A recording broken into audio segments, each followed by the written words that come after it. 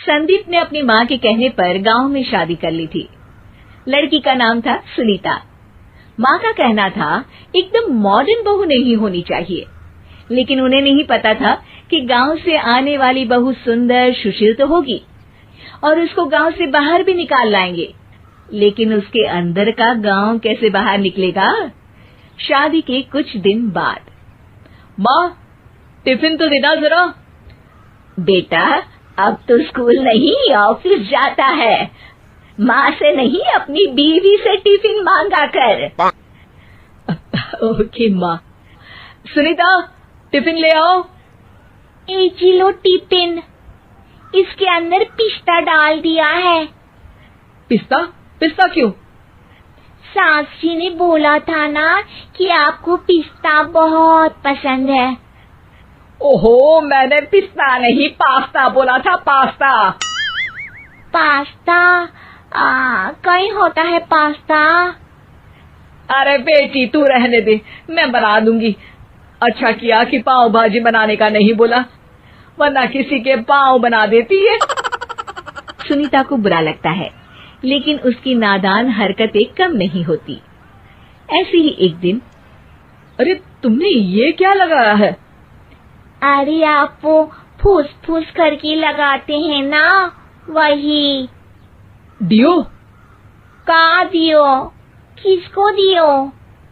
अरे वही ना जिससे खुशबू आती है। हाँ हाँ सही पकड़े हैं।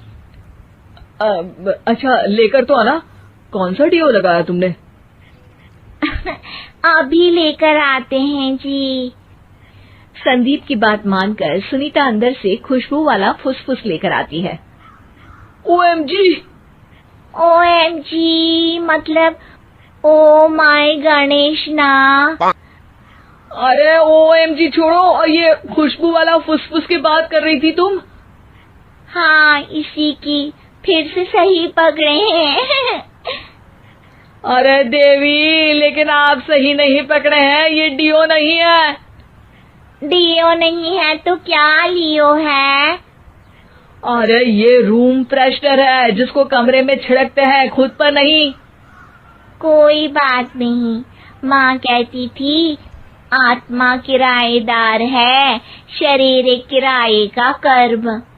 हम शरीर पे ये डाल लिए तो क्या फर्क पड़ जाएगा।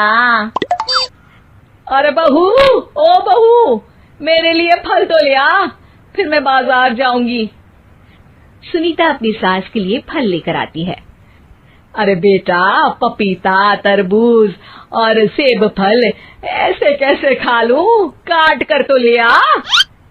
माँ जी, मेरे गांव में तो खेत से उठा के सीधा खा लेते हैं। अरे ये तेरा गांव नहीं है ना।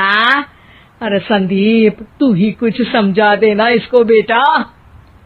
मैं कैसे समझाऊं माँ, ये तो माइक्रोवेव को भी भट्टी बोलती है। कल मैंने बोला हाय कैसी हो, तो बोलती है किसी को हाय नहीं लगानी चाहिए।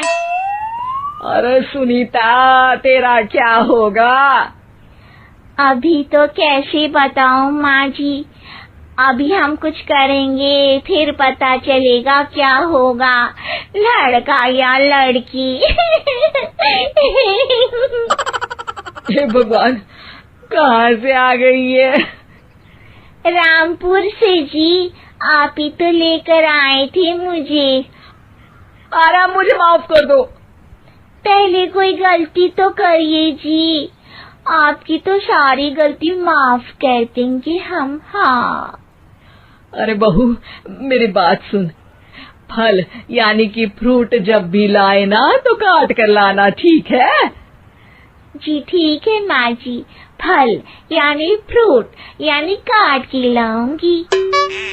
सुनीता रोज ही कोई ऐसी हरकत कर देती जिसकी वजह से उसे घर में दो बातें सुननी पड़ती।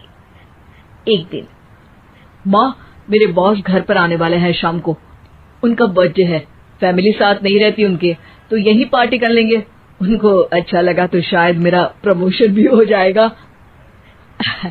मैं ना फ्रूट केक लाकर फ्रिज में रख दूंगी और तेरे साथ आज खाना मैं बनाऊंगी, ताकि जब साहब आए तो खाने में कोई गड़बड़ ना हो।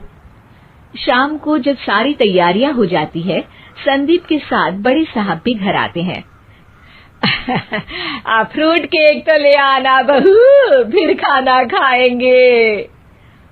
अरे इस सब की क्या जरूरत थी, आपने बुलाया वही काफी है। सर, आपका परिवार शहर में नहीं है तो हम ही आपके परिवार जैसे हैं सर।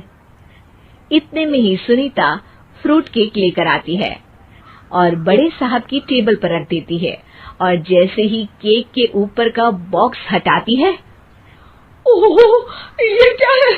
केक तो कटा हुआ है। मैं तो ऐसा नहीं लाई थी। आप मुझे शाबाशी दे सकती है माँ जी, मैंने ही केक काट दिया।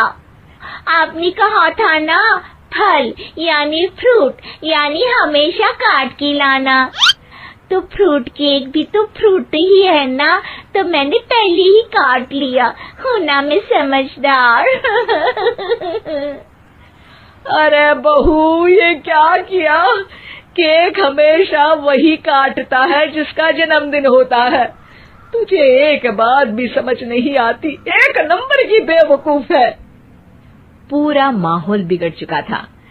संदीप को लगने लगा था कि साहब उसे प्रमोशन तो दूर की बात है, कहीं डिमोशन ना दे दे, लेकिन साहब बीच में ही बोल पड़ते हैं। अरे कोई बात नहीं, ये इनकी बेवकूफी नहीं है, इनका भोलापन है। बेटा आप कहाँ से हो? रामपुर गांव से। अरे वाह, गांव से? फिर तो आपके गांव में ताजे फल और सब्जियां मिलते होंगे। हाँ, सही पकड़े हैं।